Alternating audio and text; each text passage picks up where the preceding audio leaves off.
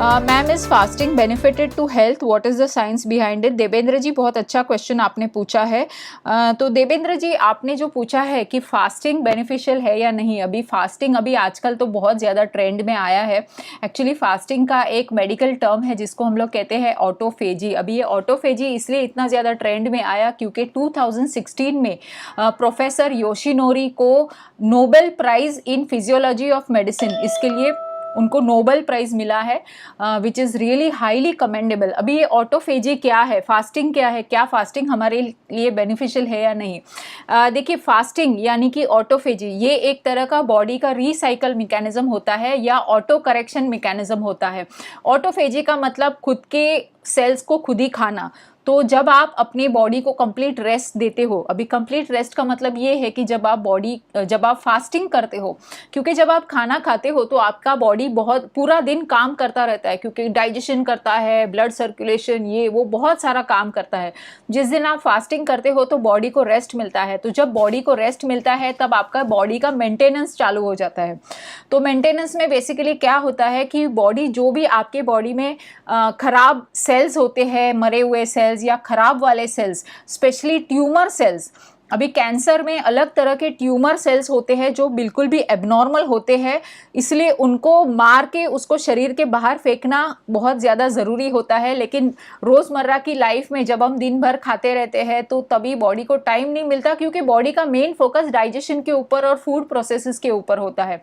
तो तभी ये रिसाइकलिंग या साफ सफाई का काम नहीं करता। तो मेन जब आप फास्टिंग करते हो तो ये ऑटोफेजी के रिसर्च से ये पता चला है कि जब आप फास्टिंग करते हो तो बॉडी कि जो सेल्स है वो जो खराब वाले सेल्स है उसको खा जाते हैं, उसको डीएक्टिवेट करते हैं और जो टॉक्सिन्स है उसको आपकी बॉडी से बाहर फेंक देते हैं। अब ये ऑटोफेजी यानी कि फास्टिंग है, इसको कितना टाइम करना चाहिए, कितने घंटे के लिए हमको फास्टिंग करना चाहिए ताकि हमको मैक्सिमम बेनिफिट्स मिले? तो देखिए, जो रिकमेंडेड है वो है 18 से लेके 20 घंटे तक, आई थिंक 16 से लेके 20 आवर्स, 16 से लेके 20 आवर तक का जो फास्टिंग होता है वो एकदम ऑप्टिमल होता है। लेकिन इसका मतलब ये नहीं है कि कल से आप 16 घंटे का फास्टिंग करो। रुको ज़रा, पूरा सुन लो। तो 16 घंटे से लेके 20 घंटे का फास्टिंग रिकमेंडेड है।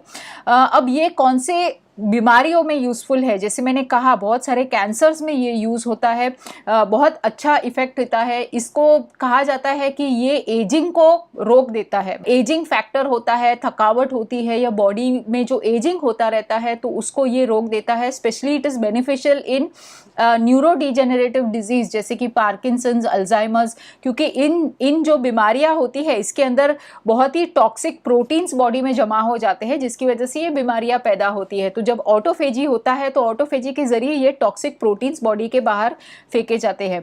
किस तरह से ये काम करता है? तो देखिए, जब आप फास्टिंग करते हो तो आपके बॉडी के अंदर इंसुलिन का लेवल कम हो जाता है, क्योंकि आपकी बॉडी में शुगर बहुत कम हो जाता है, क्योंकि आपने कुछ खाया नहीं है तो बॉडी में शुगर कम हो गया। बॉडी में शुगर कम हो गया तो इंसुलिन का लेवल कम हो गया। अब इंसुलिन का लेवल कम हो जाता है तो आपके बॉडी में ग्लूकागॉन का लेवल बढ़ जाता है। अब ये एक बहुत ही अच्छा केमिकल कंपाउंड है आपके बॉडी में जो इनिशिएट करता है इस तरह का रिसाइकलिंग प्रोसेस। इससे ग्लूकागॉन की वजह से आपकी बॉडी में ऑटोफेजी एकदम किक स्टार्ट होता है या जंप स्टार्ट होता है, और इसकी वजह से आपके बॉडी में पूरा क्लीनिंग प्रोसेस स्टार्ट हो जाता है।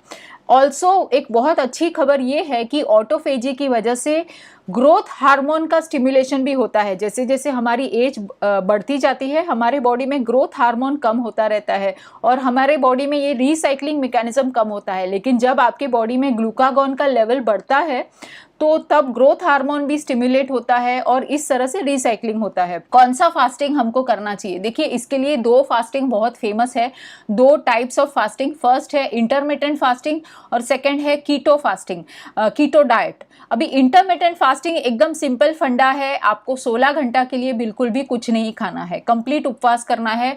अभी ये 16 घंटे का जो फास्टिंग है इसमें आप पानी ले सकते हो, ग्रीन टी ले सकते हो, ब्लैक कॉफ़ी ले सकते हो, इसके अलावा और कोई भी लिक्विड्स आपने नहीं लेने हैं। तो ये इंटरमिटेंट फास्टिंग है, एकदम सिंपल है। इंटरमिटेंट फास्टिंग पे ऑलरेडी वीडियो मैंने चैनल पे पोस्ट किया है। बहुत ही सिंपल फंडा है। 16 घंटे का फास्टिंग आपको करना है, बाकी के आवर्स में आपको जो चाहिए वो खाना है, वो आप खा सकते हो, लेकिन हेल्दी खाना खाना है। तो ये हुआ इंटरमिटेंट फास्टिंग। सेकंड है कीटो डाइट। अभी कीटो डाइट में बेसिक फंडा क्या है कि आपको डाइट में फैट बहुत ज़्यादा लेना है और बाकी के जो कार्बोहाइड्रेट्स वगैरह है वो बहुत ही कम कर देने हैं, नहीं के बराबर करने हैं। आपको फैट ज़्यादा लेना है, फाइबर लेना है। अब जब आप फैट ज़्यादा लेते हो तो आपके बॉडी में कीटोसिस होता है। अगेन सेम इसी फंडे की वजह से आपकी बॉडी में ग्लूकागॉन बढ़ता है। ग्लूकागॉन बढ़ता है, again that autophagy process starts. देखिए, अभी कुछ लोग होते हैं जिनको फास्टिंग करना पसंद नहीं है, तो वो लोग बोलेंगे कि चलो अभी हमको ऑटोफेजी का सबसे अच्छा बेनिफिट चाहिए, लेकिन हम लोग उपवास नहीं कर सकते, हम लोग बिल्कुल फास्टिंग नहीं कर सकते।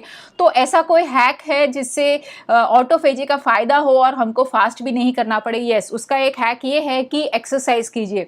स्पेशली जब आप वेट ट्रेनिंग करते हो या वेट्स करते हो तो उसमें भी सेम ऑटोफेजी जैसा फिनोमेना किक स्टार्ट होता है या जंप स्टार्ट होता है और आप ऑटोफेजी का मैक्सिमम फ़ायदा उठा सकते हो।